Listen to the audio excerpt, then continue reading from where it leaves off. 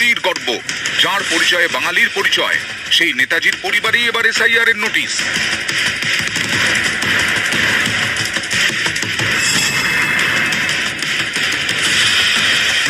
নেতাজির নাতির ছেলে চন্দ্রকুমার বসুকে হিয়ারিং এর নোটিশ দিয়েছে নির্বাচন কমিশন।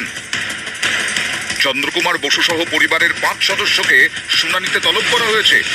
আমার লাইনে দাঁড়িয়ে হিয়ারিং এ যাওয়া সেটি বড় কথা নয়। যেভাবে এই এসআইআর পরিচালনা হচ্ছে সঠিক নয়। 30 থেকে 50 কিলোমিটার দূরে মানুষ হেঁটে আসছে এই হিয়ারিং এ আসার জন্য, কি কারণে আসছে সেটাও স্পষ্ট নয়। এবং তাদের হ্যারাসমেন্ট, মানে কিছু মানুষ তো অসুস্থ হয়ে পড়ছে লাইনে দাঁড়িয়ে। 10 কোটি আমাদের জনসংখ্যা, তার ভেতরে 0.% হয়তো ফলস ভোটার আছে। সেটা সারা ভারতবর্ষে আছে, শুধু পশ্চিমবাংলায় নয়।